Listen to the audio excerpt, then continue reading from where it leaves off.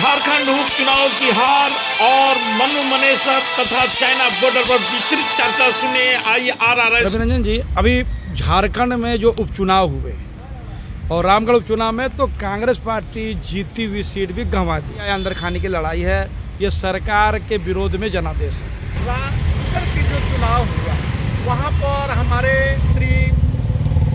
या कांग्रेस के पदाधिकारी या जो हमारे झारखंड प्रभारी हैं उन्होंने बहुत ही सुंदर ढंग से यहाँ पर मेहनत भी किए और कार्य किए, लेकिन कहीं न कहीं हमारे नेतृत्व में चूक हुई है, जिससे कार्यकर्ता उत्साहित होकर के हर बूथ पर नहीं जा पाए।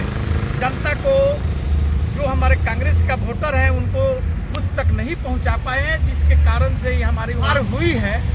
इसको पार्टी में मंथन चल रहा है और बहुत जल्द इसका आपको निराकरण क्या मिलेगा सर? अभी तक तो पार्टी ने समीक्षा बैठक की बात तक नहीं की और आपके कांग्रेस के जो प्रदेश प्रमुखिया है वो धनबाद में जो होली के पूर्व समारोह है उसमें आकर पूरे हंसी ठिठोली कर रहे हैं। उनको तो कहीं गमगीन देखा नहीं गया। सर एक बात बताइए कि कांग्रेस के ठीक है, मान लो कि हम चुनाव हार गए हैं, इसका मतलब ये नहीं है कि अपना पर्व त्यौहार या जो है यहाँ हमारे कार्यक्रम है उसमें हमारे पदाधिकारी मंत्री या कांग्रेस के कार्यकर्ता उसमें हंसी ठिठोली नहीं करे, क्योंकि वह आयोजन ही किया गया था हंसी ठिठोली के लिए। प्रयोजन जो था वह था और होली में ये सब चलता है। हार जीत अलग जगह पर है, राजनीति अलग जगह पर है और ये अपना ये सामाजिक कार्यक्रम जो है वह अलग चीज़ है। तो क्या सरकार के जनादेश के विरोध में ये माना जाए? नहीं, ये सरकार के जनादेश के विरोध में नहीं बोल सकते हैं, क्योंकि हम ये नफरत की बाजार में मोहब्बत बेचने निकले हैं, समझे? आज देश में जो नफरत फैलाई जा रही है उसे हम खत्म करना चाहते हैं। इसी के लिए हमारे राहुल गांधी जी कन्याकुमारी से ये पैदल यात्रा निकाल करके और वो आपके जम्मू कश्मीर तक गए थे और लोगों का जो जन समर्थन मिला है, विश्व में वाहवाही हो रहा है और उसी का नतीजा हुआ है कि आपका कैम्ब्रिज में your Cambridge lecture has been cited as an example of nothing defaming in Cambridge lecture. Last I recall the विद्यालय में बोलने मिला है। ये चौकीदार साहब को क्यों नहीं कोई विश्वविद्यालय कहीं पर भी, भारत के विश्वविद्यालय क्यों नहीं बुला लेता है? विश्व और अमेरिका और इंग्लैंड की तो बात ही छोड़ दीजिए। इसलिए राहुल गांधी जी एक पढ़े लिखे व्यक्ति है। राहुल गांधी जी की सोच जो है वे विश्व स्तर पर है। वे कभी ये नहीं बोलेंगे झूठ मूठ का कि विश्व में हमारा डंका बज रहा है। जो सच्चाई है, सच्चे व्यक्ति सच्ची बात को रख देता है। हमारे घर में यदि हम रोटी खा करके निकले हैं तो हम यही बोलेंगे आज़ादी आपसे कि मैं रोटी खा करके निकला हूँ। ये नहीं बोलूँगा कि मेरे घर में दही आया था, दूध आया था, मक्खन आया था और मटन बना था।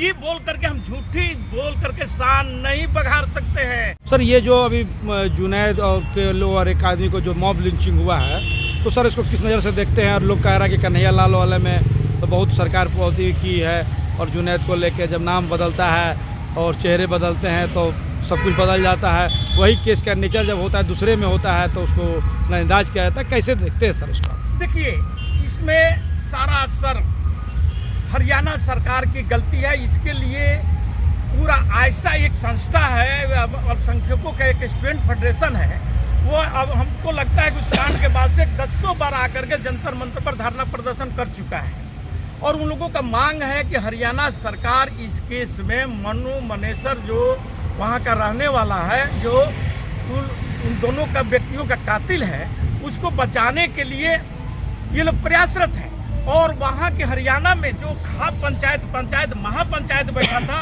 वहाँ महापंचायत में निर्णय लिया गया है कि राजस्थान पुलिस यदि आएगी मनु मनेसर को अरेस्ट करने तो पुलिस तो आएगी अपने पैरों पर, लेकिन जा नहीं पाएगी। अगर इस ढंग की बात किसी राज्य में एक सूत्रधार क्या हो सकता है? ये भारत एक माला आप देखते हैं ना, गेंदा की माला या और भी माला बनता है, उस ढंग से हमारे राज्य को पिरोया गया है और इनमें बांधा गया है। अगर इस ढंग की बात चित्रवाद बढ़ेगी तो नफरत और भी देश में नफरत बढ़ेगा। ये देश फिर मतलब आप चाहते हैं कि देश टूट जाए, आप तो ऐसा ही बोलते हैं कि हिंदू राष्ट्र बनना चाहिए, हिंदू राष्ट्र बनना चाहिए। अरे जिस देश का प्रधानमंत्री हिंदू हो, राष्ट्रपति हिंदू हो, जहाँ की जजें हिंदू हो, जहाँ की % यहाँ का हिंदू जनसंख्या हो, और वहाँ पर आप बोलते हैं कि हिंदू राष्ट्र बनना चाहिए। नेपाल तो हिंदू राष्ट्र था, क्यों आज चला गया धर्मनिरपेक्षता की ओर? के बॉर्डर पे अभी जो चाइना के द्वारा कुछ कंस्ट्रक्शन के बात आ रहा है, जो LOC के पास में हरकतें हो रही है, तो आप इसको क्या अनुमान कुछ हुआ है? गूगल कुछ कह रहा है, उसमें कितनी सत्यता है? और राहुल गांधी जी आपको बहुत पहले ही बतलाए हुए थे, जिसको उस पर मजाक उड़ाया गया था। और यही लोग बीजेपी वाले और संघ वाले बोलते थे कि राहुल गांधी जी को यदि डर लगता है भारत में तो नानी घर चले जाए। आज आपका रक्षा मंत्री स्वीकार कर लिए, गूगल स्वीकार कर रहा है कि नहीं, भारत की सरजमीन पर चाइना घुसा है। लेकिन दूसरी दफा हमारे प्रधानमंत्री जी को पता नहीं कौन सा प्रेम है, कौन सा वह झूला झूले है उसके साथ में, जिनपिंग की जिनपिंग कौन सा है वहाँ का, उसके साथ में, या उससे क्या इनकी याराना है। ये बात भारतीयों को अभी तक समझ में नहीं आ रहा है, समझे कि नहीं?